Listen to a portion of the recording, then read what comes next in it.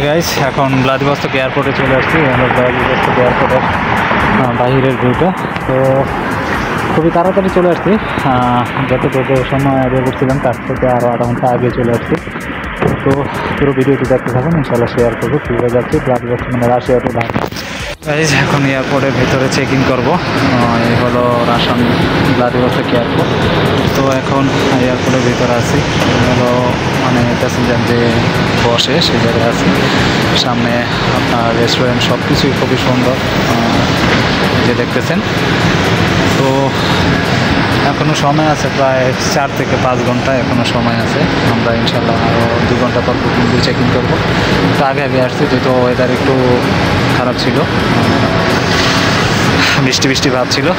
তো ইনশাল্লাহ ভিডিওটি দেখতে থাকুন, বাংলাদেশ যাওয়া পর্যন্ত সব কিছু ইনশাল্লাহ শেয়ার করব, কীভাবে রাস্তা থেকে যাচ্ছি।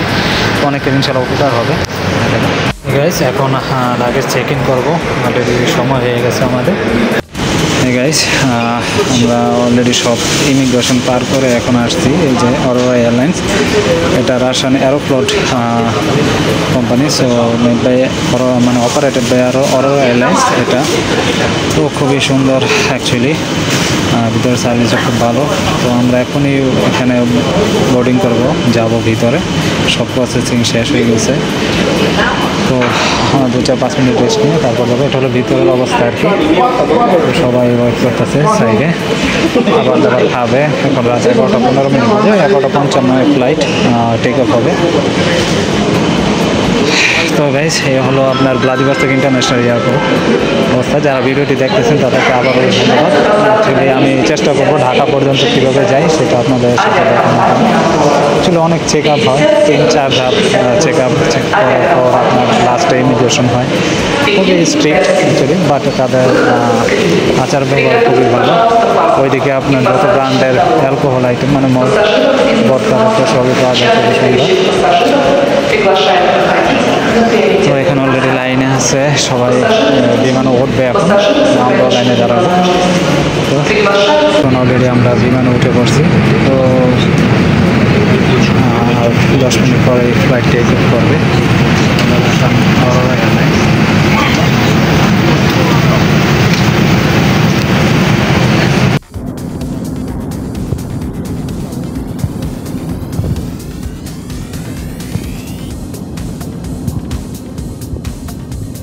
গাইস, আজকে বিমানে যে খাবার দিচ্ছে সেটা স্যান্ডউইচ উইথ বিফ, সেই সাথে অরেঞ্জ জুস।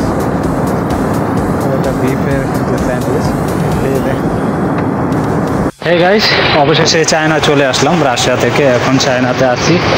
এই যে দেখতেছেন, আমি এখন এয়ারপোর্ট থেকে মানে ফ্লাইট ল্যান্ড করছে। এখন আমি আমার লাগেজ কালেক্ট করতে যাব। লাগেজ কালেক্ট করে তারপর যাব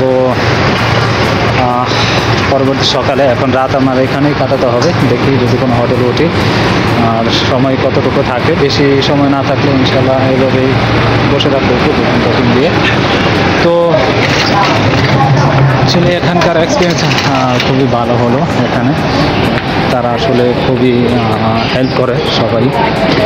চাইনিজ লোকজন অ্যাকচুয়ালি খুবই সুন্দর ব্যবহার তাদের। তো এতদিন শুনছি চাইনিজ সম্পর্কে, আজকে প্রথম আমি চায়নাতে আসলাম অ্যাকচুয়ালি।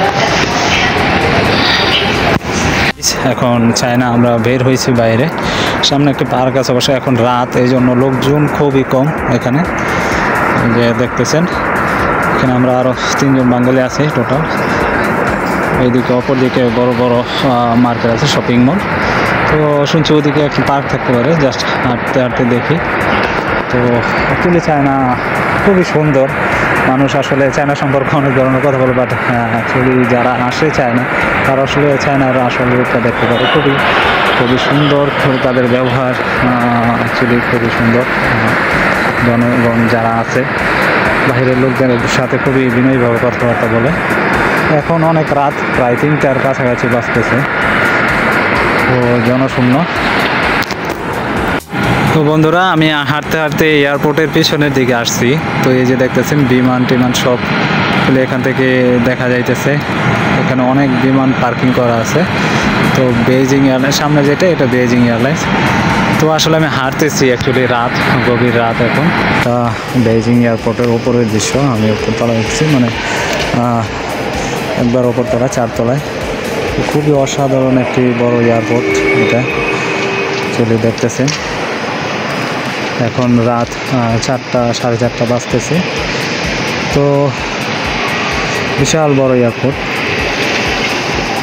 আমি 7:15 ফ্লাইট ধরবো, সকাল 7টা। তো এখন 4:30 বাজে, আরও অনেক সময় আছে, তাই একটু ঘুরতেছি। চায়না আসলে দেখার মতো জায়গা বাহিরে। এখন প্রায় সূর্যোদয়ের সময় হয়ে যাচ্ছে অ্যাকচুয়ালি, আর কিছুক্ষণ পরে সূর্যোদয় হবে। তো গাইস, এখন চায়না থেকে কুইমিং যাব। কুইমিং যাওয়ার পর সেখান থেকে ঢাকার ফ্লাইট ধরবো। তার মানে আরও 2টা ফ্লাইট কমপ্লিট করতে হবে আমার। তো মোটামুটি আরও অনেক সময়ের দরকার।